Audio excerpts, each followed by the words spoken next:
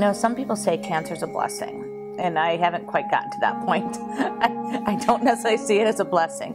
But I've learned that there's just nothing that you can't overcome, that it's kind of like a bump in the road. A friend of mine described it as a blip on the radar screen. You see it, it happens, and a year out, and then 2 years out, 3 years out, 5 years out, it just seems like it gets smaller and smaller.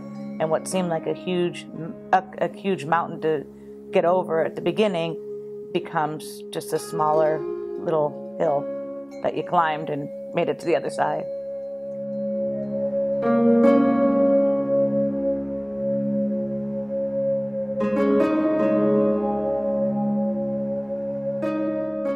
In my mind, there wasn't a choice. I knew I was going to do this, whatever they said to do to get better, to get healthy, because of the kids and the dogs and the friends and everybody. I just knew that that's what I had to do. So, and I told the girls that at the end of the treatment I was going to buy a horse. And so I kept thinking I have to get through this so that we can get to that point.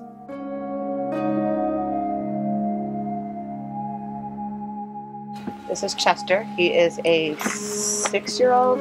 7-year-old. He's a 7-year-old. Just interview me. I mean, yes, you can interview change. Quarter horse. My brother was freaking out. He was just like, oh my gosh. But me and my sister were crying. And I was on my mom's lap, and I think my sister's in my dad's lap, and we just came from a ski race, and she had a paper in her hand, and it said that she was diagnosed with cancer. Well, when we first told the kids, and my husband, when I first told him what was going on, I think everyone was in shock. The kids were crying and didn't understand.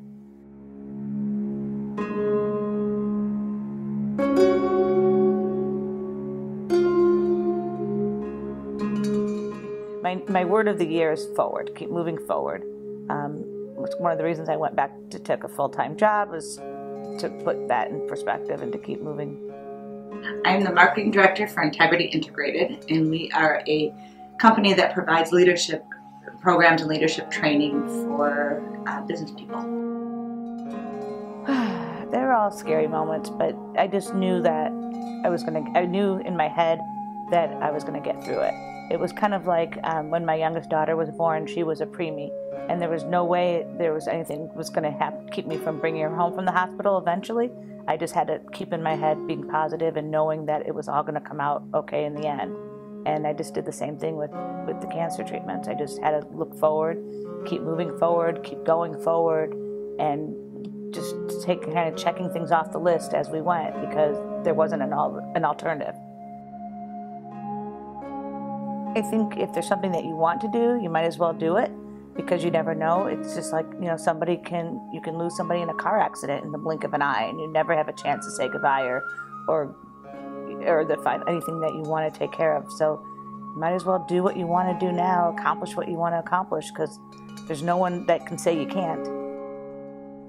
My middle daughter said that in the end it turned out to be the opportunity to spend more time as a family together, because I wasn't doing all the things I had been doing and going a million miles an hour in different places. It kind of needed to be home, needed to be resting and taking care of myself instead of everything else that I took care of. So that in itself was, like she said, a little bit of a blessing that we were together, but I would have preferred to have done that without.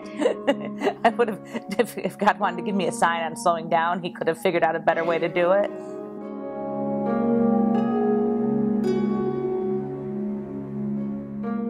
I tried to cut back, tried to stop going a million miles an hour outside of the house and try to focus more on the people that matter the most in the family.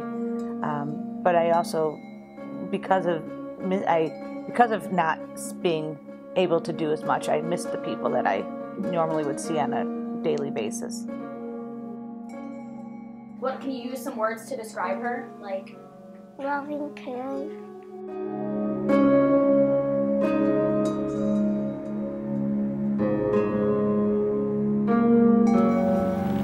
Stay right here. The gate's right there. Okay, so stay right here.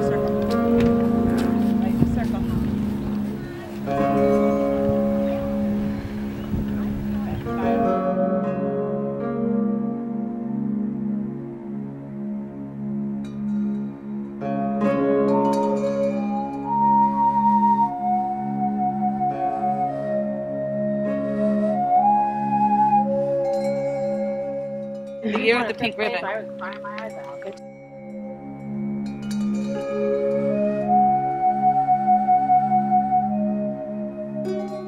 Cancer happens, and it happens to so many different people in all walks of life, and it doesn't discriminate, it doesn't stop, it doesn't stop, but it's got to be some way, someday, for us to figure out how to make it stop, how to keep it from killing our kids and family members, and make it not the big scary C word that it is.